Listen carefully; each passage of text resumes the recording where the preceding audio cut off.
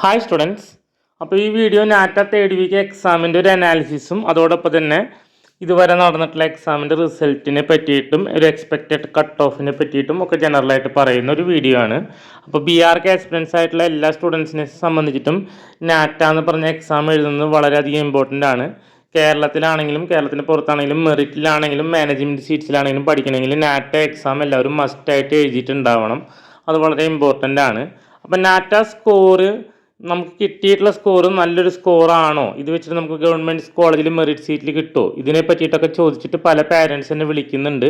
അപ്പോൾ എനിക്ക് അവരോട് ബേസിക്കലി പറയാനുള്ളത് 1-2 ആഴ്ചത്തെ റിസൾട്ടാണ് വന്നിട്ടുള്ളത്.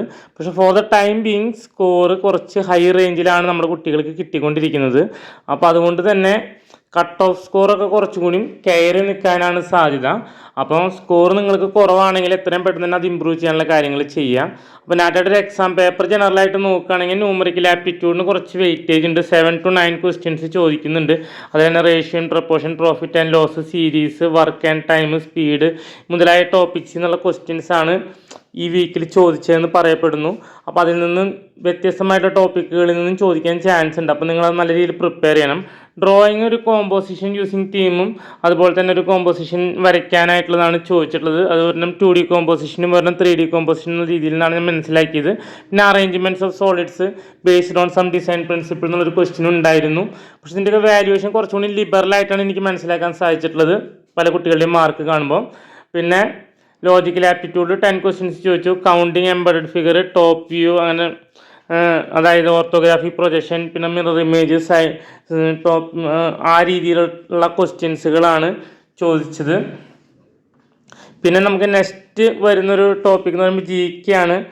GK ബിൽഡിങ്സിനെ പറ്റിയിട്ടും അതിൻ്റെ ഫേമസ് ആയിട്ടുള്ള ആർക്കിടെക്ട്സിനെ പറ്റിയിട്ടും അതിൻ്റെ സ്റ്റൈൽസിനെ പറ്റിയിട്ടൊക്കെയുള്ള ക്വസ്റ്റ്യൻസുകൾ ചോദിക്കുന്നുണ്ട്.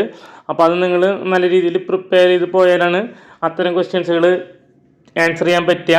അപ്പോൾ നമ്മൾ 100 ക്വസ്റ്റ്യൻ പ്രിപ്പയർ ചെയ്ത് പോയി കഴിഞ്ഞാൽ വേറൊരു ക്വസ്റ്റ്യൻ ചോദിച്ചു കഴിഞ്ഞാൽ നമ്മൾ കൺഫ്യൂസ്ഡ് ആവരുത്. ഇത്രയും കാര്യങ്ങളാണ് എക്സാം പാറ്റേണിനെ പറ്റി പറയാനുള്ളത്.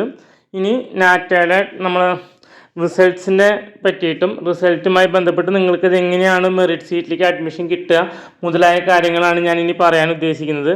അപ്പോൾ നമുക്ക് നാറ്റ ഇപ്പോൾ ഹയസ്റ്റ് സ്കോർ നമ്മൾ 158 എബോവാണ് വന്നിട്ടുള്ളത്.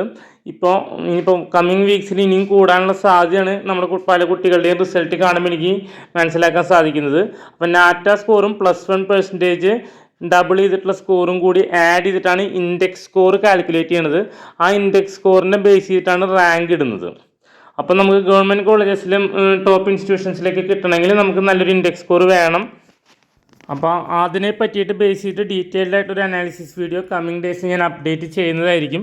എന്നാലും ഇത് മനസ്സിലാക്കേണ്ട ഒരു കാര്യം വെച്ച് കഴിഞ്ഞാൽ ഒരു 130, 140 എന്നൊക്കെ പറയുന്നത് സ്കോർ ആണ് നിങ്ങൾക്ക് അച്ചീവ് ചെയ്യാനായിട്ട് മിനിമം ശ്രമിച്ചുകൊണ്ടിരിക്കേണ്ടത്.